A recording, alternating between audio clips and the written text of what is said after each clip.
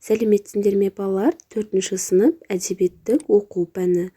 65-ші сабақ Қазақстан көлдері тақырыбы.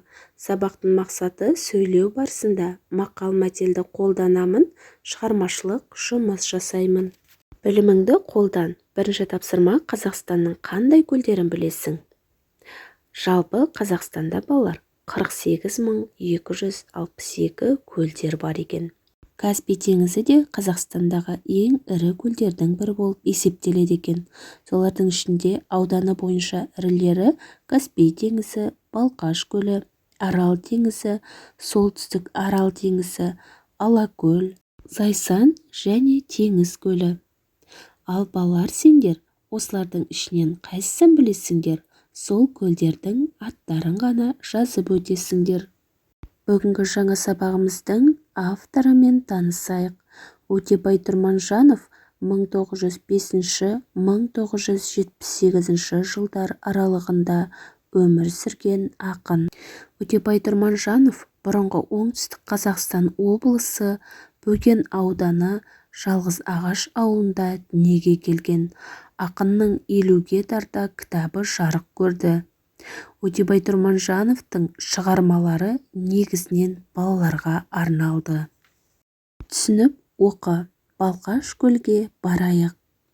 Балалар-ау, балалар, қатар басып бара-бар. Балығы тайдай тулаған, бақасы қойдай шулаған. Балқаш көлге барайық. Балғын ұстап алайық. Суына салқын түсейік, күбідей көп-көп пісейік. Күн шуаққа жатайық, көп қызыққа батайық. Ән салып өлең айтайық, ауылға сөйтіп қайтайық.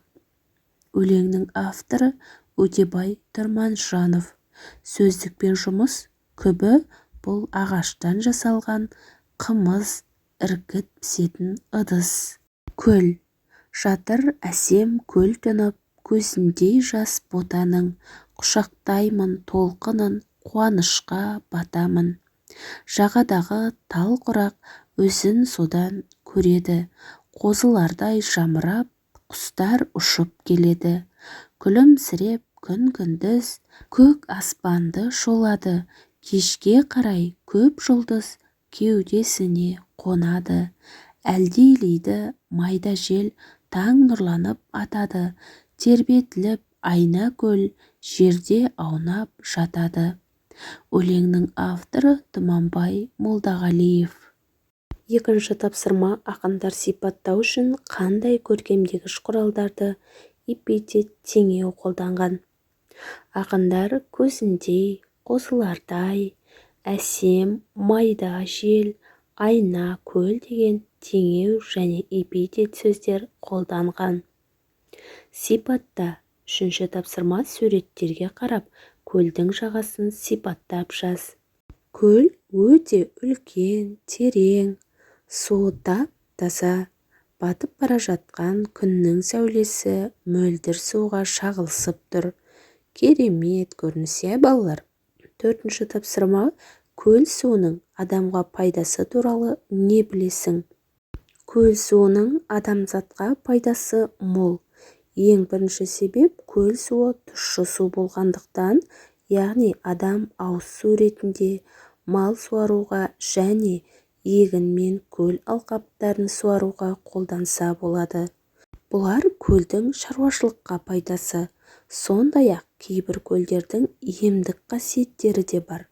Көлде адамзатқа азық болар неше түрлі балықтар, онымен қоса кейбір көлдер неше түрлі тұзға, өсімдіктерге бай болады. Бесінші тапсырма: қазіргі кезде өзен көлдердің ластануы туралы әңгімелеңдер. Қазіргі кезде өнеркәсіп орындары және адамзаттың көбеюіне байланысты көл мен өзендерде ластану өте жоғары деңгейде. Бұған себеп өндіріс орын қалдықтары, оған қоса адамдардың тәртіпсіздіктерінен табиғатты ластауы. Ауаның ластануы, осының бәрі көл суын мөлдірлігінен айырады. Демалыс орындарының ашылуы тарапынан келушілердің неше түрлі зиянды қалдықтары көлді өте жоғары деңгейде ластауда.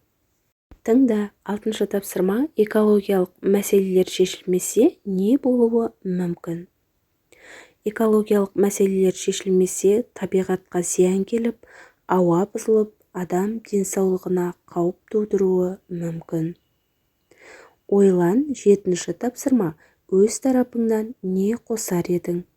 Өз тарапымнан табиғатқа қамқорлық жасау, табиғатты ластамай, қоқыстарды арнайы жәшікке салып отыру. Естеріңе сақтап алыңдар балалар, экология дегеніміз грекше экос, үй, баспана, логос, ілім. Жеке организмнің өзара қарым-қатынасын қоршаған тіршілік ортасымен, мекенімен байланыстырып зерттейтін ғылым.